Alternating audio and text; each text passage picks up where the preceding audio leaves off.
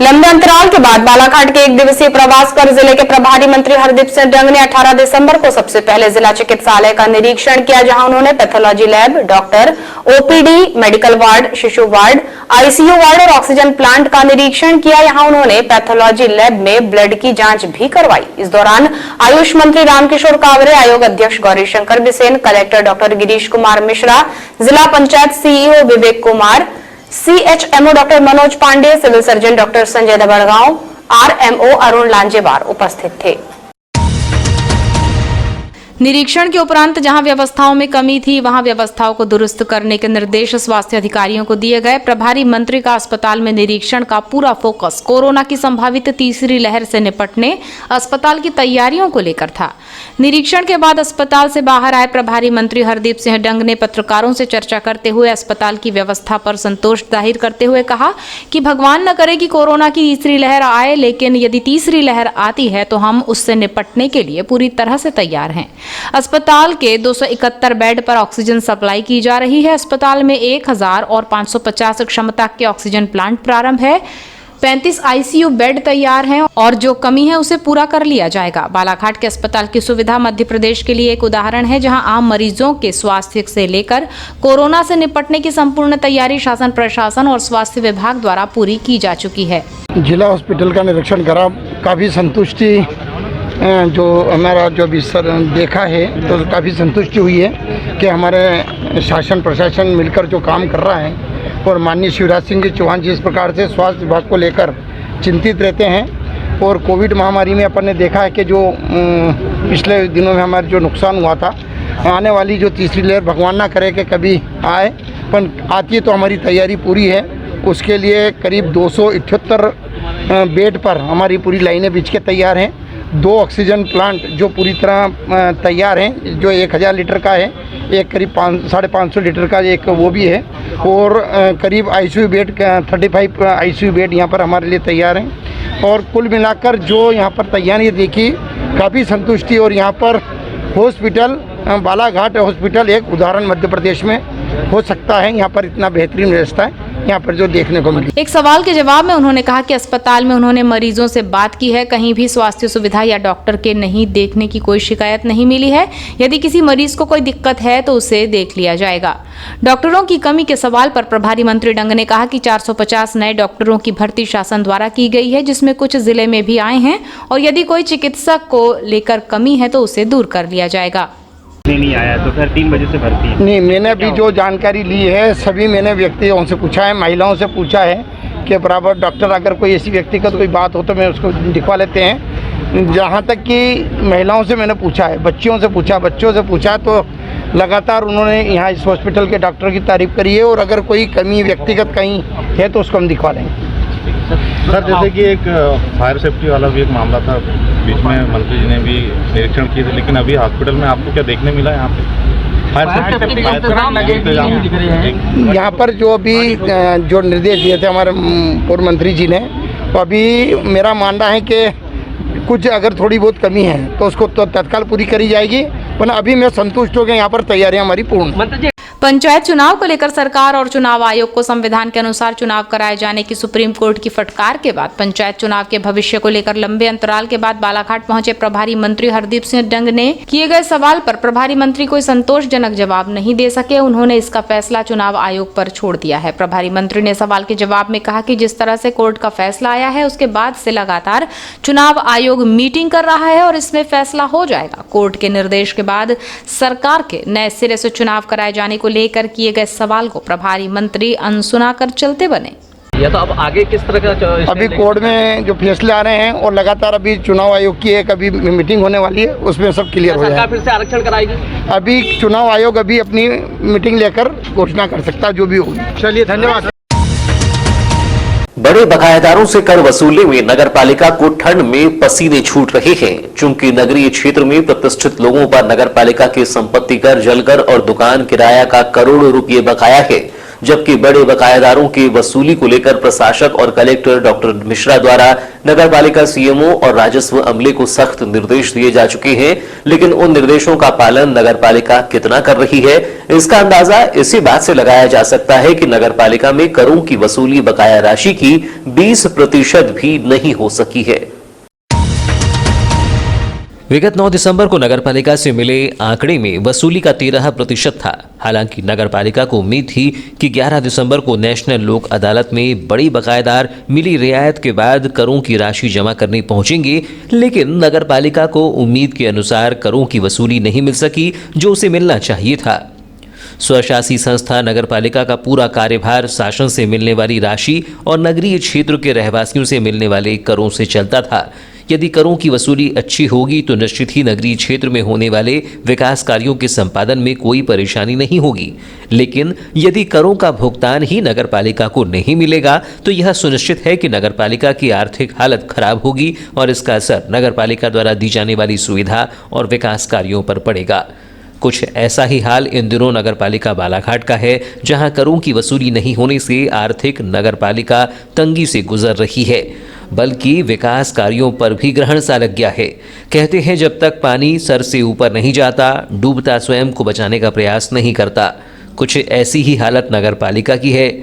करों की वसूली के प्रशासक और कलेक्टर के सख्त निर्देश और करों की वसूली नहीं होने से दैनिक वेतनभोगी कर्मियों को वेतन, अति आवश्यक कार्यों में रुकावट का नगरपालिका को सामना करने के बाद अब नगरपालिका ने नगर के बड़े और प्रतिष्ठित बकायेदारों को आगामी 20 दिसंबर तक अपनी बकाया करों को जमा करने को कहा है, जिसके बाद बड़े और प्रतिष्ठित बकायेदारों के नाम सार्वजनिक किए जाने की चेतावनी भी दी है। गत दिनों नगरपालिका से मिले आंकड़ों के अनुसार नगरपालिका संपत्ति कर, समेकित कर, शिक्षा उपकर, नगरीय विकास उपकर, भवन एवं भूमि किराया और जलकर के रूप में राजस्व वसूलती है, जिसके तहत चालू वर्ष में नगरवासियों पर यह बकाया राशि 4,52,44,252 रुपये की है, जबकि पिछली और बड़े बकायेदारों पर यह राशि 6,32,52,678 रुपये है। इस तरह कुल मिलाकर यह राशि 10,84,96,930 रुपये होती है, जिसमें अब तक नगरपालिका केवल 1,40,96,770 रुपये ही वसूल सकी है,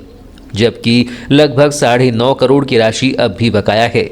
नगरपालिका ने बड़े और प्रतिष्ठित बकायेदारों को करों की राशि जमा करने 20 दिसंबर तक समय दिया है। नगरपालिका सीएमओ ने कहा कि इस अवधि तक बकायेदार कार्यालय में करों का भुगतान कर रसीद प्राप्त करें, अन्यथा टैक्स जमा नहीं कराने की स्थिति में बकायेदारों का नाम समाचार पत्रों, न्यूज़ चैनलों, होर्डिंग्स, मुनादी सहित अन्य माध्यमों से सार्वजनिक किया जाएगा। हालांकि नगरपालिका की इस बयानबाजी को लेकर शक भी होता है, चूंकि नगरपालिका ने हर शहर के बड़े बकायेदारों से राशि वसूलने को लेकर हर पैंतरा अपनाया। मसलन कर के हिसाब से मकान या दुकान के आगे लाल गोले लगाना, घर के सामने बैंड बजाना और पूर्व में भी बड़े बकायेदारों के नाम सार्वजनिक किए जाने की बात कही गई थी, लेकिन कालांतर में नगरपालिका की यह चेतावनी गीदड़ भभ की साबित हुई। नगरपालिका बालाघाट के अंतर्गत आने वाले मतलब बहुत सारे ऐसे अधिकारी हैं जिन्होंने अपना बकाया संपत्ति कर जलकर जमा नहीं कराया है, दुकान कर जमा नहीं करवाया है, तो इससे नगरपालिका के विकास कार्य प्रभावित हो रहे हैं। तो इसके लिए नगरपालिका के द्वारा एक विज्ञप्ति का प्रकाशन भी किया गया है, जिसके हवाले से ये निवेदन किया गया है नगरवासियों से कि जिन लोगों ने टैक्स जमा नहीं किया है नगरपालिका का, तो वो टैक्स 20 दिसंबर तक जमा कर दें, अन्यथा की स्थिति में सभी लोगों के नाम जो कि बकायादार हैं, तो उन लोगों के नाम हम विभिन्न समाचार माध्यमों से है ना उनको प्रकाशित करेंगे। तो इस प्रकार से किसी प्रकार की किसी को मान हानि होने की अगर किसी को समस्या है तो कृपया करके अपना टैक्स जमा करें, अन्यथा इसमें होने वाली मान हानि के लिए आप स्वयं जवाबदार माने जाएंगे। सर लगभग ऐसे कितने लोग हैं बड़े बकायेदार जो प्रकाशित होने? बड़े बकायेदारों में लगभग 4 करोड़ बकाया टैक्स है, जो कि 4 करोड़ रुपए का है ना। और अधिकतर लोग बड़े लोग हैं जो कि प्रतिष्ठित लोग भी हैं अपने शहर के, लेकिन उनके द्वारा टैक्स जमा नहीं किया जा रहा है ना। तो इसीलिए इस प्रकार की हमें गतिविधि माननीय प्रशासक महोदय, कलेक्टर महोदय से चर्चा उपरांत इस प्रकार का कदम उठाना पड़ रहा है।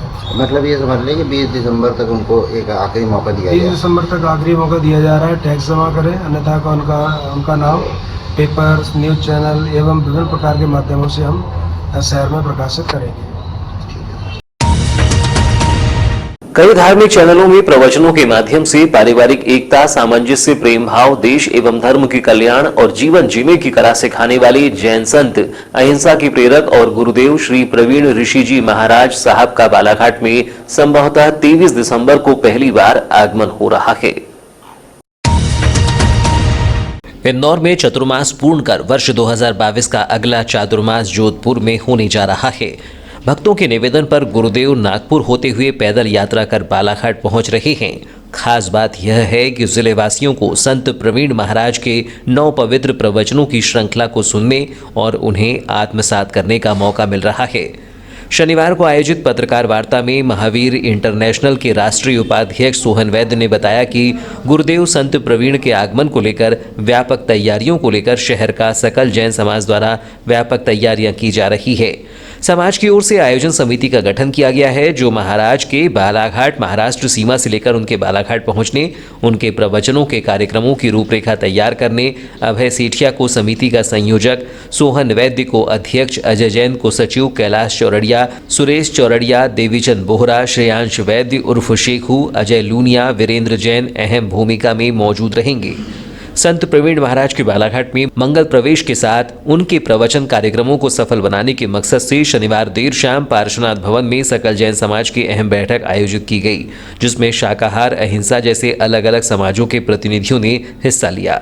इस दौरान धर्मावलंबी सोहन वैद्य ने बताया कि संत प्रवीण महाराज का आगमन भंडारा से तुमसर और तुमसर से ग्राम मोवाड़ पर संभवतः 20 दिसंबर को सुबह करीब 8:30 बजे पहुंचने की संभावना है। ग्राम मोवाड़ में आयोजित अगवानी कार्यक्रम में बालाघाट के अलावा बारासिवनी, कटंगी सहित अन्य स्थानों से 1000 से अधिक भक्तजन संत प्रवीण महाराज का भव्य स्वागत करने मौजूद रहेंगे। शहर के प्रबल पुण्य उदय से राष्ट्र संत परम पूज्य प्रवीण ऋषि जी महाराज साहब का बालाघाट में 9 मंगल प्रवचन का कार्यक्रम हमको प्राप्त हुआ है। महाराज श्री लगभग 20 तारीख को पहली बार मध्य प्रदेश की सीमा में मोवाड़ महाराष्ट्र से पधारेंगे। बालाघाट नगरवासियों की ओर से, जिलेवासियों की ओर से उनके अगवानी का कार्यक्रम सकल समाज समिति के तत्वाधान में 20 तारीख को सुबह 8:30 बजे रखा गया है। सभी जिले और नगर की श्रद्धालु जनता से उस अगवानी कार्यक्रम में पधारने की विनती है। लगभग 24 दिसंबर से 1 जनवरी तक उनके मंगलमय प्रवचन का आयोजन किया गया है, जिसमें 5 सार्वजनिक प्रवचन नूतन कला निकेतन अथवा जैन टाकीज के मैदान में परिवार को लेकर गुरुदेव के आयोजित होंगे, जिसके विषय रहेंगे लोकप्रिय बनने के पहले परिवार प्रिय बने, परिवार शक्तिपीठ, घर ही मंदिर है, रिश्तों के पुजारी बने, सजा नहीं सुवार बने। गुरुदेव के बारे में मैं आपको बताना चाहूँगा कि पूरी दुनिया में ऑनलाइन और ऑफलाइन इनके माध्यम से कपल शिविर आयोजित होते हैं। इस कपल शिविर में लगभग 2.5 घंटे का कार्यक्रम होता है, जिसमें पति पत्नी दोनों को शामिल करके, ये सिर्फ जैन धर्म के लिए नहीं है, सारे दुनिया के लोगों के लिए शिविर का आयोजन है। इस शिविर के माध्यम से कैसे संस्कारित बनना, कैसे परिवार को मजबूत बनाना, किस तरह से समाज और देश के हित में काम करना, इस बात की जानकारी उनके संस्कार शिविर के माध्यम से चलती है। बताया गया कि संत प्रवीण महाराज का 23 दिसंबर को बालाघाट शहर में मंगल प्रवेश होगा। कलेक्ट्रेट कार्यालय के सामने स्थित रेस्ट हाउस से उनकी अगवानी के लिए विशेष कार्यक्रम के आयोजन की तैयारी है। महाराज शहर भ्रमण के बाद जैन स्थानक भवन में विराजेंगे। 23 से 26 दिसंबर तक पार्श्वनाथ भवन में रोजाना सुबह 9 बजे से उनके मंगल प्रवचन होंगे। इसके अलावा जय हिंद टॉकीज मैदान स्थित नूतन कला निकेतन सभागार में अगले 5 दिनों तक रोजाना अलग अलग विषयों पर संत प्रवीण महाराज प्रवचन देंगे। इसमें वे परिवार में एकता और खुशियां कैसे बरकरार रखें, गर्भवती माताओं के गर्भ में पल रही नवजात बच्चे को मां के गर्भ से ही अच्छे संस्कार कैसे मिलें, जैसे विषयों पर अपने मंगल प्रवचन देंगे। खासकर 5 दिनों में लोकप्रिय बनने से पहले परिवार प्रिय बने, परिवार शक्तिपीठ, घर ही मंदिर है, रिश्तों के पुजारी बने और सजा नहीं सुधार विषय पर संत श्री प्रवचन देंगे। सार्वजनिक प्रवचनों की श्रृंखला अलग अलग चरणों में कराई जाएगी। इसके तहत 7 दिवसीय गर्भ संस्कार शिविर का आयोजन किया जाएगा। इस शिविर के माध्यम से शिशु, माता पिता और परिजनों को कैसे संस्कारित किया जाए, इसके बारे में बताया जाएगा। इस शिविर के शुरुआती दिन माता पिता जोड़े के रूप में शामिल होते हैं। इसके बाद अगले 3 दिन शिविर में सिर्फ गर्भवती माताएं शामिल होती हैं। अंतिम दिन दोबारा माता पिता शामिल होते हैं। बताया गया कि नए साल के उपलक्ष्य में 1 जनवरी को मंगल पाठ और प्रवचन का आयोजन होगा। शहर में अतिक्रमण को लेकर तत्कालीन कांग्रेस शासनकाल की कार्यवाही याद आती है, जिस दौरान अतिक्रमण को लेकर जिला प्रशासन और नगर पालिका अमले ने शहर की बेशकीमती जमीनों के साथ ही कार्यालयों के आसपास पसरे अतिक्रमण को बिना भेदभाव के हटाने का काम किया था। लेकिन सरकार बदलते ही अतिक्रमण की कार्यवाही खामोश हो गई। अब नगर पालिका अतिक्रमण को लेकर शिकायत का इंतजार कर रही है, ताकि कोई शिकायत करे तो वह अतिक्रमण हटाने की कार्यवाही करे। स्वतः संज्ञान या शहर में दिखाई दे रहे अतिक्रमण उसे नजर नहीं आ रहे हैं। बने रहो पगले, काम करेंगे अगले की तर्ज पर नगर पालिका के अतिक्रमण को लेकर कार्यवाही नजर आती है। काफी समय से नगर के MLB स्कूल मार्ग पर फुटपाथ दुकानदारों द्वारा दुकानों को लगाया जा रहा था, लेकिन कभी इस ओर नगर पालिका ने ध्यान नहीं दिया। जब इसकी शिकायत वरिष्ठ स्तर पर हुई तो एकाएक जागे नगर पालिका अमले ने स्कूल मार्ग पर फुटपाथ पर बैठने वालों को समझाइश देने निकल पड़ा। नगर पालिका अमले के रुतबे के आगे छोटे फुटपाथ दुकानदार भी अपना सामान बचाते नजर आए और उन्होंने अमले की समझाइश को गांठ बांधने की तरह दुकान को उठाना शुरू कर दिया।